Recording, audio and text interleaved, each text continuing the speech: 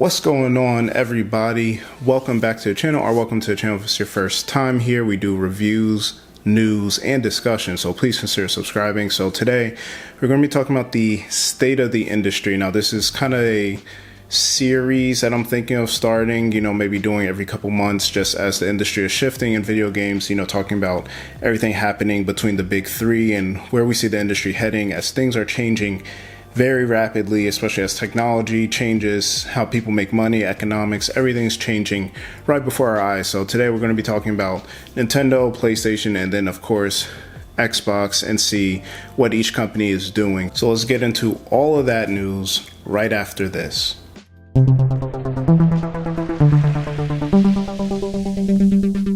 So we're going to start with Nintendo today for this video, and that's because Nintendo probably had, again, their rumors, but some of the biggest implications as far as the, financial strategy and everything going on moving forward based on what everybody has thought, and there's some rumors and reports and everything like that, but apparently Nintendo has told publishers and developers that they are pushing the Nintendo Switch 2, or the successor to the Nintendo Switch, out of this fall and into early next year. Now, a lot of people were thinking, hey, it's probably coming out Q4 this year. Everything's gearing up for that. We've been seeing everything that Nintendo's been thinking of releasing this year, and a lot of it has been, remakes, remasters, ports, maybe like smaller games. We've seen Mario vs. Donkey Kong remake that just came out. We got Paper Mario and the Thousand Year Door is supposed to come out. We got Luigi's Mansion 2 coming out. And then you got smaller games like Super Princess Peach Showtime. I forget the exact title of that game, but you got that game. You got a bunch of third-party games coming over. We had the partner direct this past week where you got, Grounded coming over from Xbox. You got Unicorn Overlord. You got a remake of Epic Mickey. So it's a lot of smaller games, ports, and remakes and remasters. So now with these reports coming, we already seen the exact results of that, or the direct results of that, and that being that Nintendo shares fell nearly 6% after the report that the Switch 2 will be delayed until 2025. So this is coming from the tech side of the CNBC website, and they said that shares of Nintendo fell on Monday after a report suggested the launch of the Nintendo Switch 2, the next version of its flagship gaming console, would be delayed. Bloomberg reported on Saturday that Nintendo had told game publishers that the Nintendo Switch 2 would be delayed until the early months of 2025, citing people with knowledge of the matter. And then it also said analysts who spoke to CNBC earlier this year said they expected a new Switch console to be dropping at the end of this year, or the second half of 2024. And then Nintendo stock in Japan closed 5.84% lower at the end of the day than it was when the day started. So definitely a big drop in. What people need to realize with the stock market, I know it may sound redundant to a lot of people that already know, but the share value and how much money you quote unquote lost, it's all based on it's shareholders, of course, but it's also based on, optimistic or pessimistic views on where your company is going to go and where the value may go. Some of it's, it's just skepticism, right? Like, oh, they're launching a new title. They've been selling, 130 million copies and all this kind of stuff. And you're like, okay, we expect it to be here. This is where we're going to go. Maybe we invest a little more money. It pumps up the volume. Or pumps up the value. Sorry, pumps up the volume. So you pump up the value, and then when they're pessimistic around certain things, and they think, same thing we saw during COVID, like certain industries we saw they're more optimistic. This is going to be here, the value started going up, or other things you think is going to get shorted, they started doing that. So that's kind of what happened. And now why this is important with Nintendo is, the Switch, I think with the remasters, the third-party support, everything like that, and the evergreen titles like Mario Kart 8, Animal Crossing, Breath of the Wild, Super Mario Odyssey, all these games, we've kind of seen that the Switch was on its last legs, for lack of better terms. The type of games that are coming out, they're not huge titles. They're kind of investing their time into new hardware, even though they're not really saying it. But moving all the way to 2025, they got enough to get there, but I expect to see a drastic drop near the end of this year, just for people expecting, after that reveal of the Switch 2, which will probably come later this year, the reveal, we can expect Switch sales to just kind of plummet at that point, because if it's going to be similar, people are like, okay, I'd rather get the new thing. I can play backwards compatible games from the Switch on it. Do I really need to invest in it? So, you know, that's kind of where Nintendo's at. Nintendo's kind of has a good problem right now. You know, they have a very successful system. They just have to keep getting support for it, just push it across the finish line and get to that next system. And, you know, I kind of said on Twitter the other day that not saying Nintendo has to do this, but I was thinking, like, wouldn't it make sense to do a new 3D Mario to launch, you know, with the Switch 2 in the 40th anniversary of Super Mario Bros? I just think that makes sense. Now, I'm sure they'd rather just have it out for the holiday, but we've seen with the Switch, they can launch it in March or early Q1 of the year and then sell throughout the year, learn the, you know, how the transportation and supplies and inventory and all that works, and then be able to blast through holiday season, get a little more time to work on these big first party games that may not be ready yet, because that's what sells the consoles and that's what's got Nintendo where it, you know, where it is today, and then, you know, launch it next year. So of course there's been no reveal of the system or a release date, so technically it's not a delay, but internally it is a delay if the, you know, rumors are true that it was supposed to launch this fall. So that's where Nintendo's at.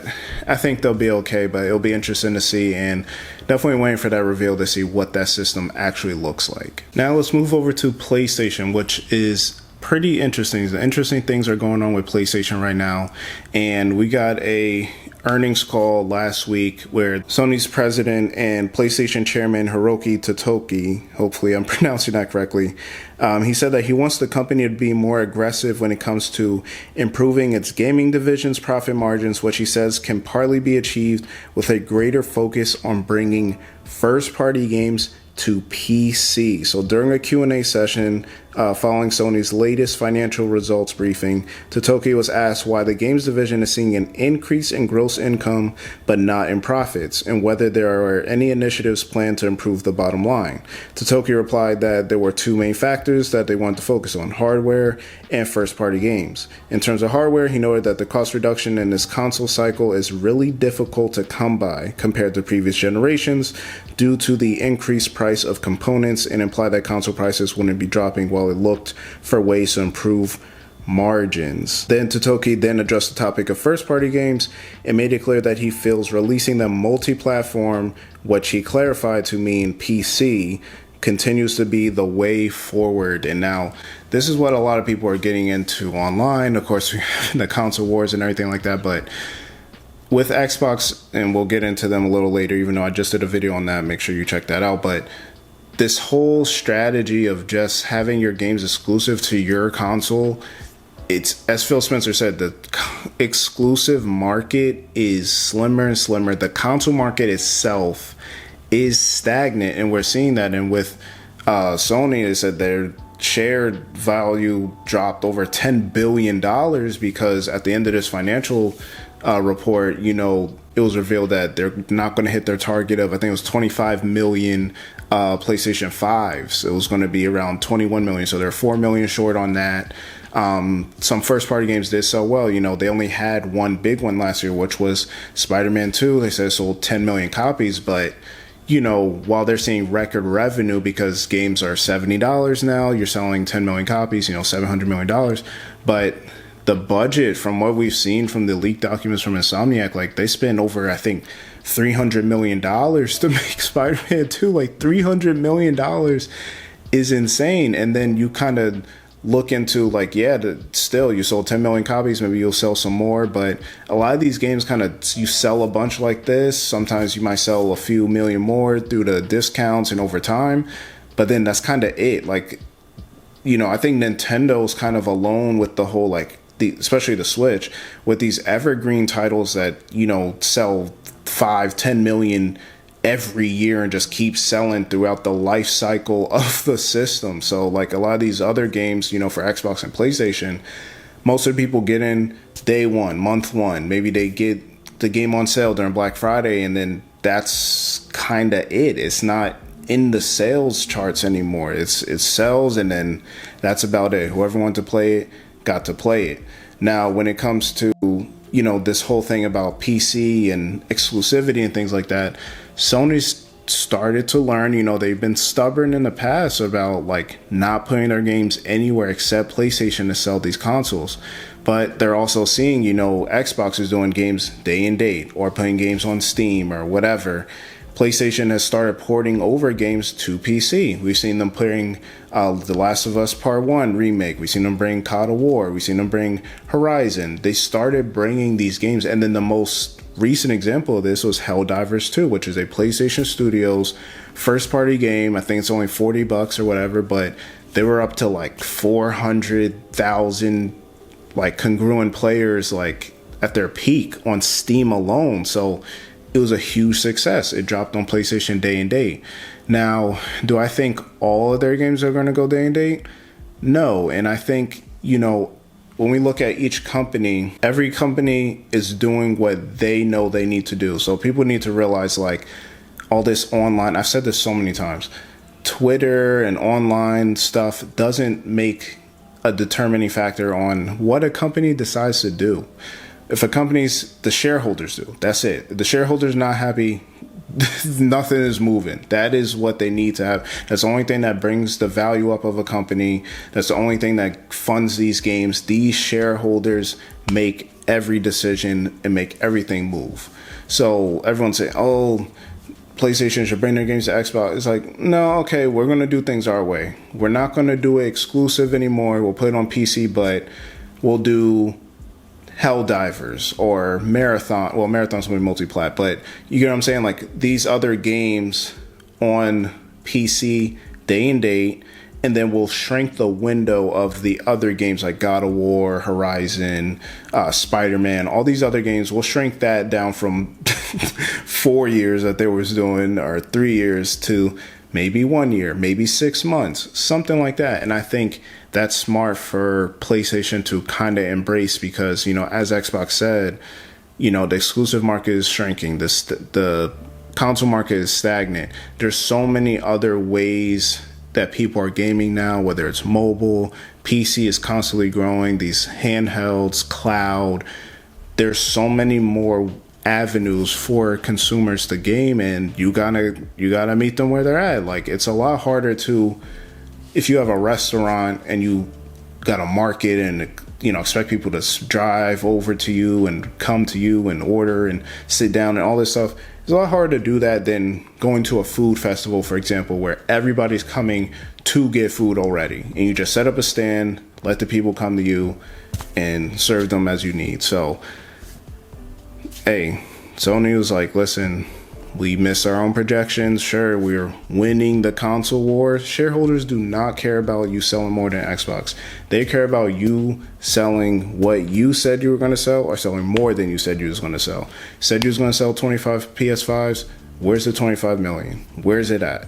That's what they care about. They don't care if you sell 100 million, but if you said you was going to sell 150, that's what you better sell. So PlayStation right now we're going to see a lot more of their games coming day and date, and also a smaller window for their first party games going to PC. The president said it is black and white, and I don't know if it's like a Japanese businessman thing, but they're very like, when they say something, they're just going to say it. They're not going to say this like tippy toe, whatever. It's like, no, this is what we need to do and this is what we plan to do. Like, enough is enough. So that's what we can expect to see from PlayStation moving forward. And last but not least, Xbox. Like I said, we had the Xbox update last Thursday. I did do a video breaking that down, so make sure you check that out. But that, I've been saying it all video. Everyone has kind of tried to change how they're going about this industry. Like, the industry is constantly changing. We're seeing